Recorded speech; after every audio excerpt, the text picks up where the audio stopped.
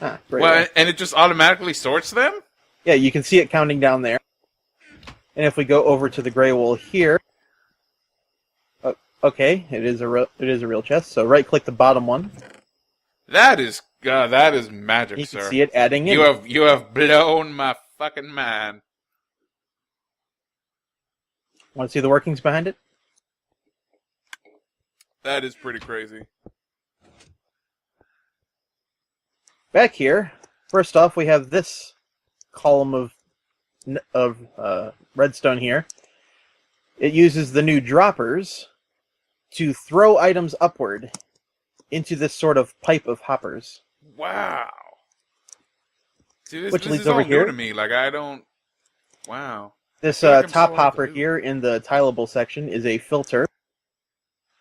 Right click it. The first block is what you're filtering for. All the rest are just to fill up space. Leads to the comparator here, which sends out a signal. When the signal's strong enough, moves the piston, which allows the rest of the hoppers to grab the item. And I tile that about like 20, 30 some odd times.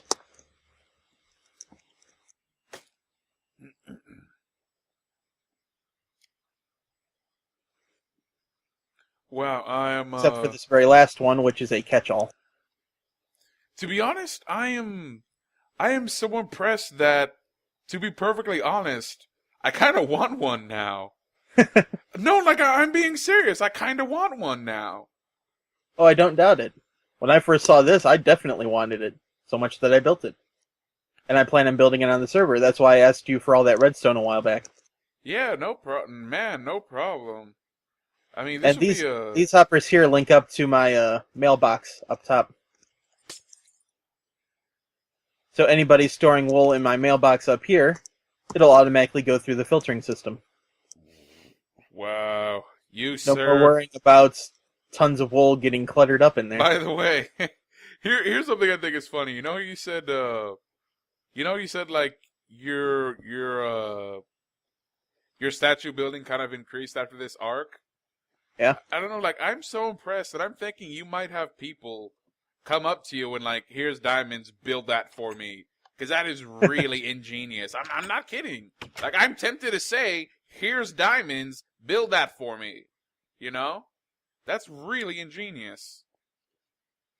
Yeah, and I wish I could take credit for it, but I found it online. It's good stuff, though. Yeah, you did it though. You know, there is trust me from someone that knows, because that's kind of how I started this show. There is a world of difference from seeing something online and doing it yourself. So hats off to you, my friend. Well, let's continue on with the tour. All right, where are you at? Yeah, I see you. All right, this way. Ignore the sand pillar. We'll get to that later. Okay. Over here we have Tanuki Statue Mario. Oh, that's cool. Made this guy Whoa. immediately after I made that mushroom. Wow. I just had a whole bunch of Mario sprites lying around, and those two caught my eye. That's pretty cool. Funny thing, though, the head isn't quite accurate. It's actually 1 pixel too thin. Huh. But if I had made it correct, it would have been going off of the body just a little bit. Ah, okay. I don't know why they did that in the sprite, but I fixed it. Oh, yeah, you gotta... Artistic license. Yeah. Yeah. And I've always felt that way when it comes to, like, the attention to detail on stuff. Sometimes you have to forego being 100% accurate to have stuff like, not looking like his body's deformed or his face is deformed, You have to, I'm basically Gotta be able to roll advocating... with it. Yeah, I'm basically advocating artistic license and basically changing something to suit your needs, because I've just... And this is another little rant I feel like going on. I've never understood the whole argument for, something has to be 100% correct or you did it wrong, right? And Perfection. go ahead. It was perfectionism. It has to be 100% right no matter what. Yeah, and like Must be perfect. I kind of get that, right? Like if that's if I'll just be honest, if that's how you get off, like, whatever gets your rocks off, right? But I'm just saying, for me, that feeling of I'm not saying it so much to where if that's what you enjoy, then yeah, by all means, have at it, man.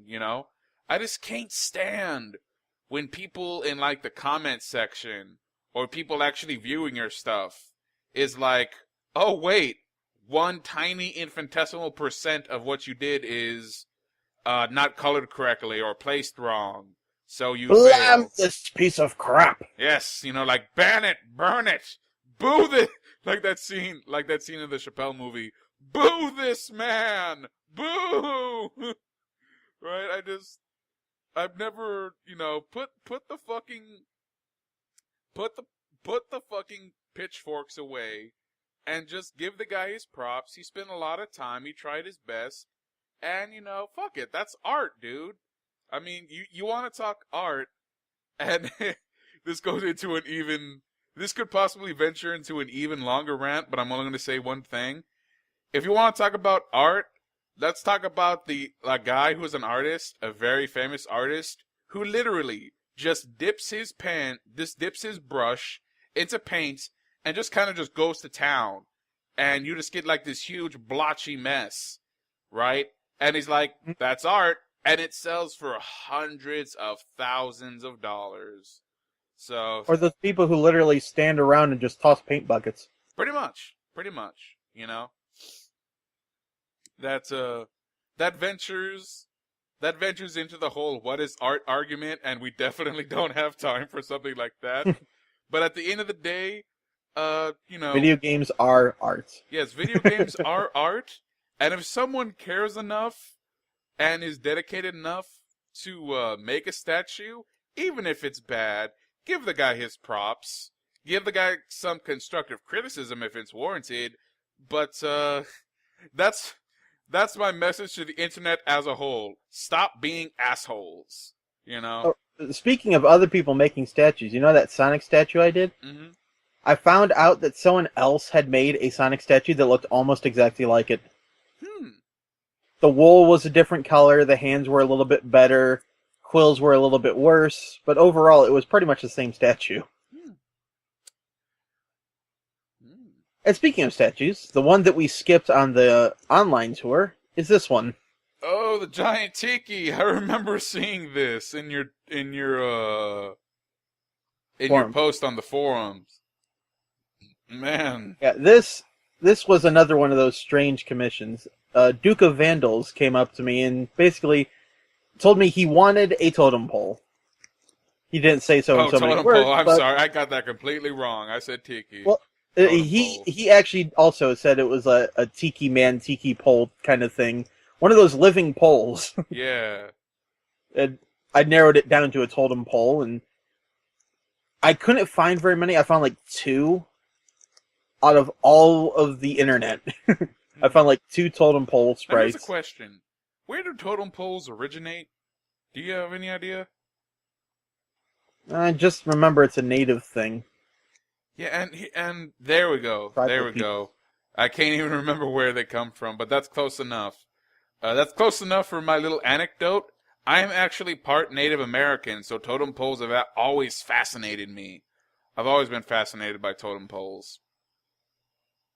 I'm actually 2 parts Native American. Ooh, very cool. Let's see, I think it was Blackfoot and Seneca. Which is funny because they're warring tribes. Oh, well. Anyway, though. Opposites attract. That's I finally found one totem pole, which Duke of Vandals happened to like, from Secret of Mana, which is where this guy came from. And the totem pole was 70 pixels tall, so this is 70 blocks tall. Jesus. And let's see, how much wool was this? Hold on a second, let me check my notes.